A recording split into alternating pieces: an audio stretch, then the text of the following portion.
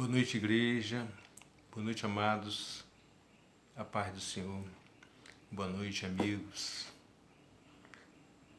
Veja-me só, o Senhor colocou no meu coração para eu compartilhar com os queridos nessa noite um texto muito conhecido, porém o Senhor ministrou muito no meu coração, tem ministrado muito o coração por esses tempos, e eu queria dividir com os queridos o que o Senhor tem falado comigo. Esse texto, essa passagem bíblica é uma parábola, a parábola do filho pródigo, muito conhecida por todos, por muitos, que narra a respeito de um pai que tinha 2 filhos. E cada filho teve um comportamento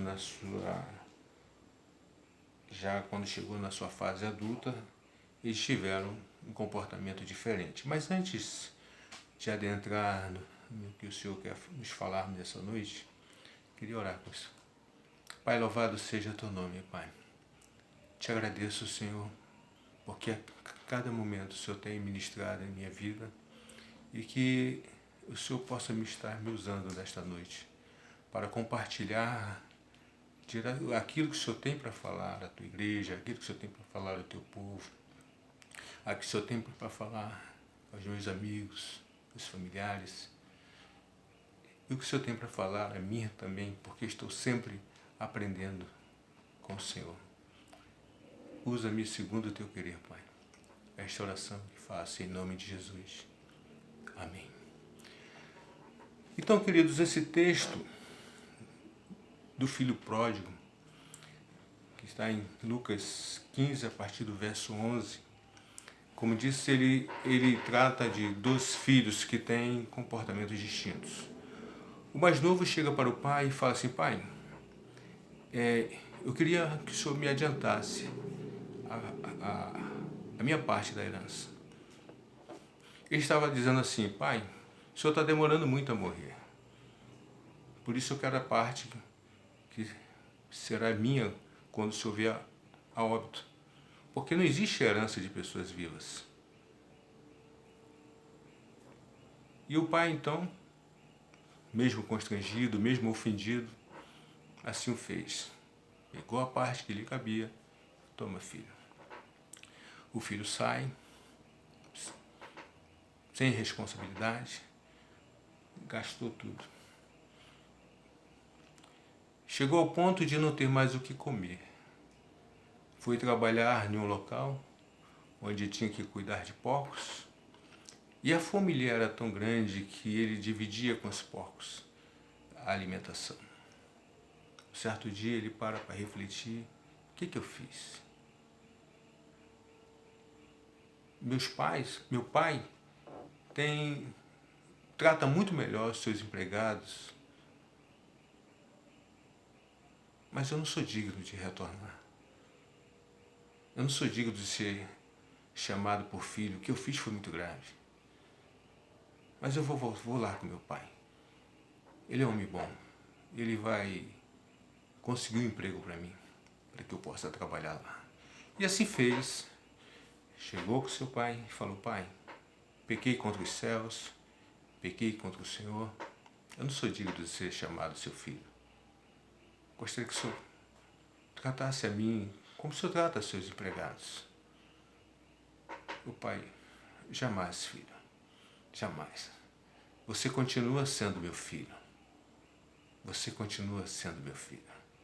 E mandou fazer uma festa. Mandou preparar, ele estava tão feliz. Mandou colocar roupas novas em seu filho. Mandou colocar-lhe um anel. E de repente, seu filho que estava ausente, naquele retorna, e quando chega em casa, e aí eu queria não simplesmente falar, mas ler o que o texto diz. A partir do verso 25 do capítulo 15, de Lucas, diz: e o seu filho mais velho estava no campo, e quando veio e chegou perto de casa, ouviu a música e as danças, e chamando dos servos, perguntou-lhe que era aquilo. E perguntou-lhe que era aquilo. E ele lhe disse: veio teu irmão, e teu pai matou o bezerro cevado, porque o recebeu são e salvo. Mas ele se indignou e não queria entrar, e saindo o pai estava com ele. Mas respondendo ele, disse ao pai: Eis que te sirvo há tantos anos, sem nunca transgredir o teu mandamento. E nunca me deste um cabrito para eu alegrar-me com os meus amigos. Vindo, porém, este teu filho, que desperdiçou a tua fazenda com meretrizes, mataste-lhe o bezerro cevado. E ele lhe disse: Filho, tu sempre estás comigo, e todas as minhas coisas são tuas. Mas era justo alegrarmos-nos, regozijarmos, porque este teu irmão estava morto e reviveu, tinha-se perdido e foi achado. Bom, queridos, vejamos só. Nós podemos olhar e verificar realmente que a atitude daquele filho caçula foi muito grave. Mas quem de nós nunca errou? Quem de nós nunca pecou? A Bíblia diz que não há um justo nenhum sequer, que todos nós estávamos separados, estávamos destituídos, mas o Senhor, com o seu amor, com o seu precioso sangue, nos resgatou. Mas continuamos a errar. De vez em quando falhamos com o Pai. E Ele, quando vamos a Ele, verdadeiramente arrependido, saímos com a certeza que Ele nos perdoou. E não foi diferente com esse filho. O pai falou, ficou tão feliz do seu retorno. Mas o seu irmão mais velho teve um comportamento diferente. Por isso que eu falei de dois irmãos com atitudes distintas. Este que era, vamos dizer, que cumpria com as suas obrigações, que fazia tudo direitinho, ficou indignado, porque o pai não lhe tinha, segundo ele, feito uma festa como fizera para o seu irmão que tinha cometido de tudo errado. É interessante, queridos, que esse texto me chama a atenção, que muitas vezes alguém comete um pecado, alguém comete um erro, e esse alguém vai diante do Senhor, pede perdão, se arrepende de verdade, e o Senhor perdoa.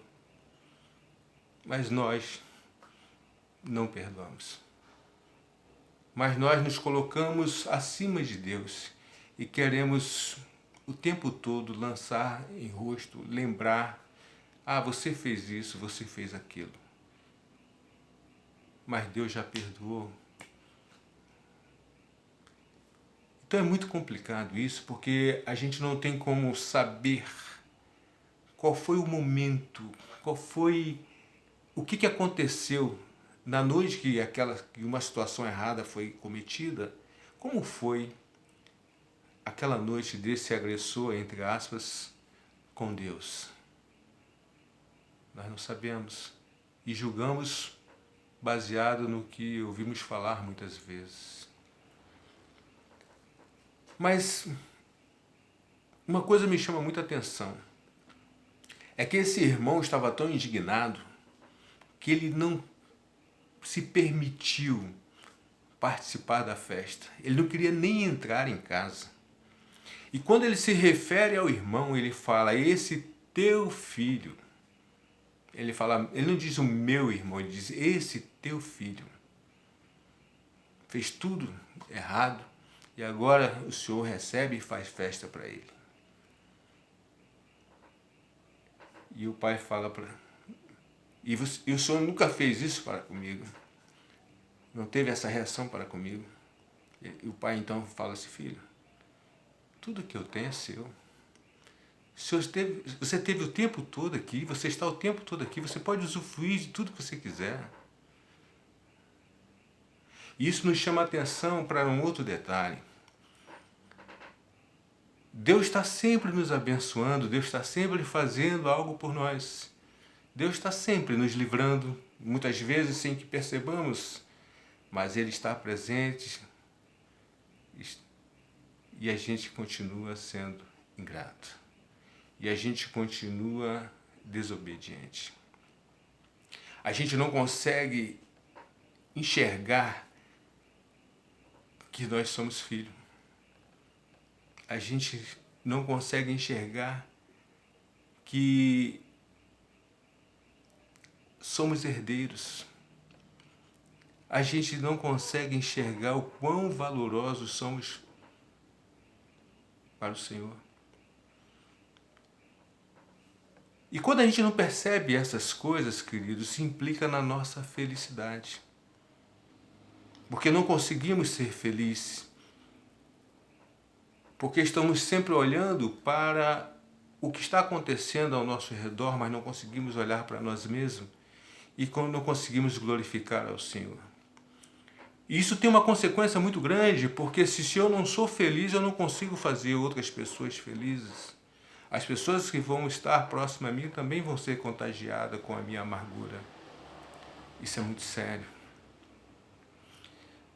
Mas quando a gente tem entendimento que a gente é filho, quando a gente tem entendimento que o Senhor nos ama, e aí então a gente tem uma vida plena. E aquele que é pleno consegue se alegrar com a alegria do outro. Aquele que é pleno consegue chorar quando o outro chora. Aquele que é pleno não é egoísta, ele consegue dividir. Que nós possamos entender isto. A Bíblia nos diz para chorar com aqueles que choram e alegrar com aqueles que se alegram. Aquele filho errou.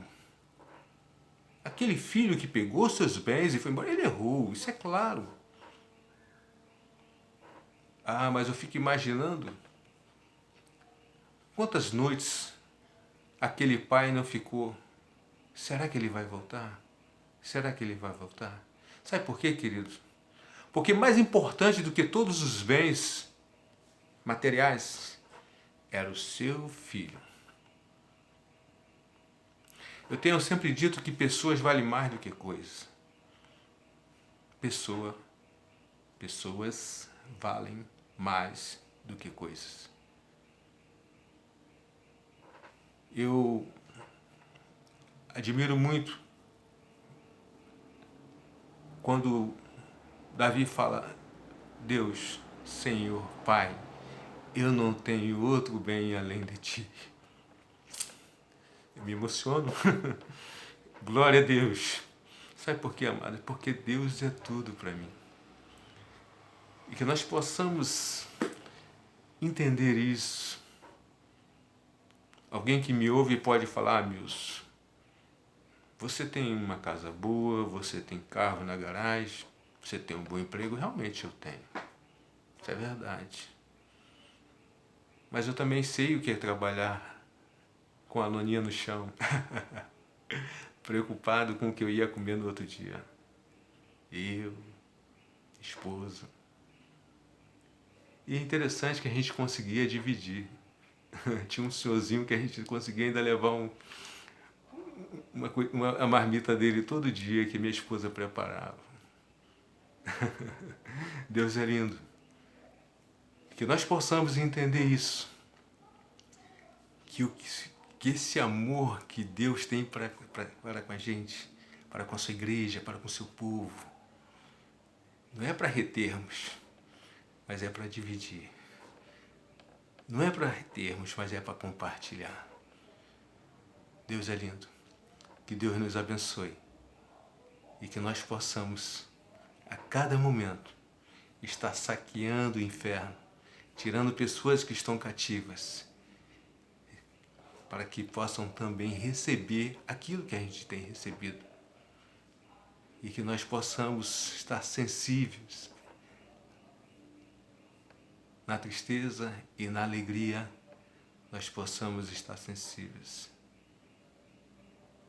Se for para chorar, que a gente chore, mas que a gente possa se alegrar com a vitória do outro.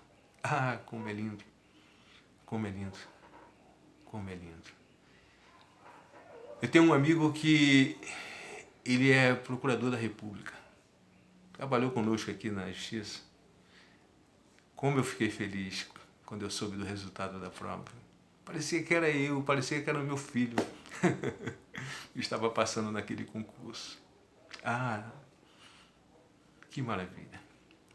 Deus é lindo. Que Deus nos abençoe, que Deus nos ensine a sermos servos. Esse é o recado de Deus que tinha para essa noite. Fiquem todos com Deus. Amém.